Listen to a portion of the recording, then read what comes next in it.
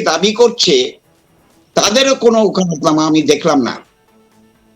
একটা কোর্টে মামলা করতে গেলে বা মামলা পরিচালনা করতে গেলে সেখানে তো ডকুমেন্ট থাকতে হবে। আমি অনাহূতভাবে একটা মামলায় যেতে পারি না, এটা একটা লেম এক্সকিউজ। চিন্তা করেন যে চট্টগ্রাম বারের উকিল দিয়া আমি যে মুভ করব সেই উকিল পাওয়া যাচ্ছে না, এই কারণে তাদের বিরুদ্ধে মামলা হয়ে গেছে নাইডে 2 থেকে 3টে, তাও মার্ডার কেস। মার্ডার কেন? আমি প্রসিকিউশনের লয়ার থাকার কথা 3 জন বা 2 জন, সেখানে প্রসিকিউশনের মানে সরকারি পক্ষের আইনজীবীকে দেখলাম প্রায় 30 জনের মতো। কিন্তু কি কি লিগ্যাল রেকর্ডস নিতে পারেন চিন্ময় দাস মনে করে দেখুন। তার সাথে তার কিছু সাগরেদ, ইসকনেরই কিছু সহোদর, তারা দেখা করতে গেছিলেন এবং যেটা খবর আমরা পরে পেয়েছিলাম যে তাদেরকেও আগে নাকি ডিটেন করা হয়েছিল, অনেকের খোঁজ পাওয়া যাচ্ছে না।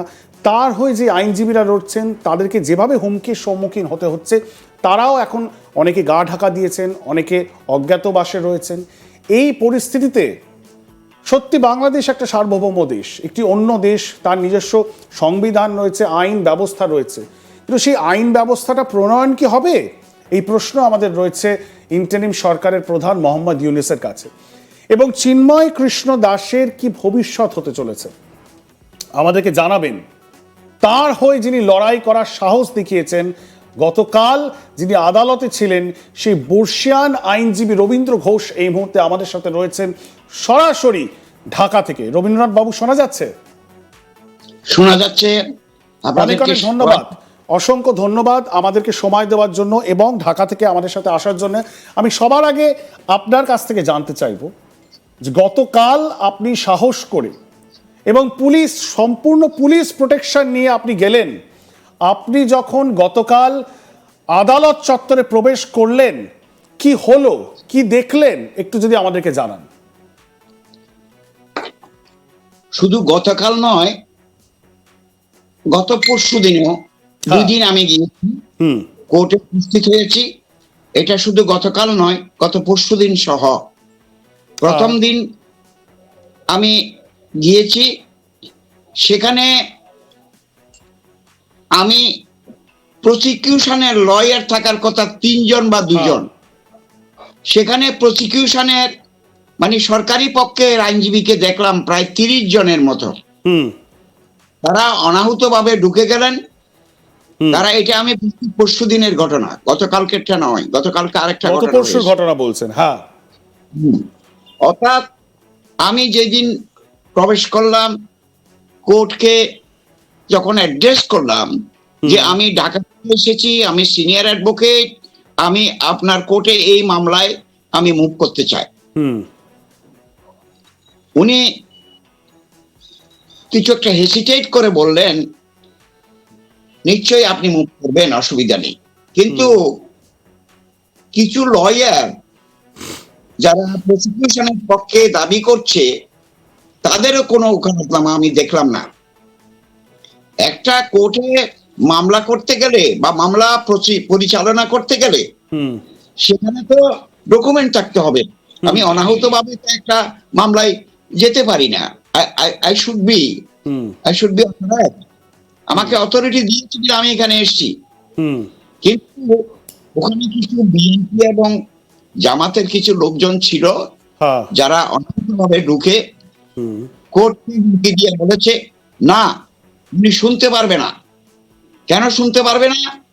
আমার চট্টগ্রাম বারের কোনো ওকালতনামা নাই। আচ্ছা, ভেবে দেখেন, আমি সুপ্রিম কোর্টের লয়ার, এমন কোন নজির আছে আমি সুপ্রিম কোর্ট থেকে এনিহোয়ার ইন বাংলাদেশ যে কোনো কোর্টে আমি মুভ করতে পারি? আমি সুপ্রিম কোর্ট বারের ওকালতনামা নিয়ে গতকালকে আবার হাজির হয়েছি। ওনারা বলেছেন আমার নাকি ওকালতনামা নাই, বুঝলাম। কিন্তু আমি চিন্ময় মহাপ্রভু, চিন্ময় দাস প্রভুর ওকালতনামা নিয়ে কালকে আমি সকালবেলা at about 11 o'clock আমি ঢুকেছি। আমি ঢুকে আমার ওকালতনামা দাখিল করলাম, সেখানে কোর্ট ফি যেটা দিতে হয় সেটা দিলাম, অ্যাজ পার ল যেটা যেটা করতে হয় সেটা আমি করেছি। এখন দুর্ভাগ্যের বিষয়, উনি একটা অর্ডার না দিয়ে উনি লিখে দিলেন যে যেহেতু আপনি চট্টগ্রাম বারের কোনো উকিলকে নিযুক্ত করতে পারেননি, এই জন্য আমরা এটা শুনতে পাচ্ছি না। এটা একটা লেম এক্সকিউজ। চিন্তা করেন যে চট্টগ্রাম বারের উকিল দিয়া আমি যে মুভ করব সেই উকিল পাওয়া যাচ্ছে না, এই কারণে তাদের বিরুদ্ধে মামলা হয়ে গেছে নাইডে 2 থেকে 3টে, তাও মার্ডার কেস। মার্ডার কেন? এটা হলো সেডিশন কেস, যেটা আগে চিন্ময় কৃষ্ণ ব্রহ্মচারীর বিরুদ্ধে করা হয়েছে। এটা হলো রাষ্ট্রদ্রোহিতা, এটা আপনারা সবাই জানেন। কিন্তু আরেকটা কেস হয়েছে, সেটা হলো মার্ডার কেস। হ্যাঁ, একটা খুন করেছে, এই মর্মে একটা কেস হয়েছে। তাহলে তার বিরুদ্ধে এখন দুটো বড় বড় কেস, একটা তার বিরুদ্ধে হত্যার কেস লাগানো হয়েছে, আর একটা তার বিরুদ্ধে রয়েছে দেশদ্রোহিতার কেস। এই দুটো বড় কেস তার বিরুদ্ধে রয়েছে।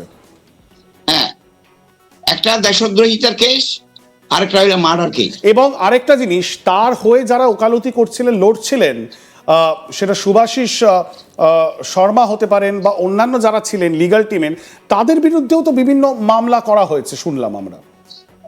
অনেক মামলা। এখন লয়াররা যদি কোর্টে মার খায়, লয়াররা যদি অ্যাসল্টেড হয়, তারা যদি ফিজিক্যালি টর্চার হয়, তারা কি করে যাবে? আমি গতকাল দেখে আসলাম, অনেক লয়ার আমার সাথে গোপনে দেখা করেছে।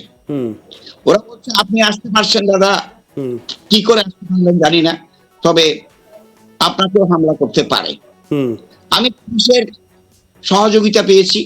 পুলিশ অন্তত 50 থেকে 60 জন মানে আমাকে গার্ড দিয়ে নিয়ে গেছে। আমি সেই ছবিটা একবার বলবো ফুল ফ্রেমে চালাতে পিসিআর কে, যে গতকাল রবীন্দ্র ঘোষ, তিনি চিন্ময় কৃষ্ণ প্রভুর এই মুহূর্তে লয়ার, অ্যাডভোকেট অন রেকর্ড, তিনি গেছিলেন গতকাল চট্টগ্রাম আদালতে, এবং যে হুমকির সম্মুখীন হচ্ছেন চিন্ময় কৃষ্ণ দাসের হয়ে কোনো লয়ার ওকালতি করতে পারছিলেন না চট্টগ্রাম আদালতে। আপনারা শেষ দিন আপনাদেরকে আমরা জানিয়েছিলাম, গতকাল এবং পরশু দুদিনই তিনি চেষ্টা করেন। রবীন্দ্রনাথ বাবু তিনি আমাদের সাথে ঢাকা থেকে সরাসরি রয়েছেন।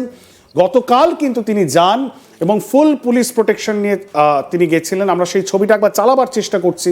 ফুল ফ্রেমে ফুল পুলিশ প্রোটেকশন নিয়ে তিনি যান এবং তিনি কিন্তু জজের সামনে গিয়ে দাঁড়ান। কিন্তু মজার বিষয় হলো, চট্টগ্রাম বার অ্যাসোসিয়েশনের আন্ডারে যেই সব লয়াররা রয়েছেন, অ্যাডভোকেটরা রয়েছেন, তারা কেউ কালকে আসলেন না ওকালতনামা নিয়ে, এবং তার ফলে কিন্তু শুনানি সেভাবে করা গেল না কেসটার। আমার একটা ডাইরেক্ট প্রশ্ন রবীন্দ্রনাথ বাবু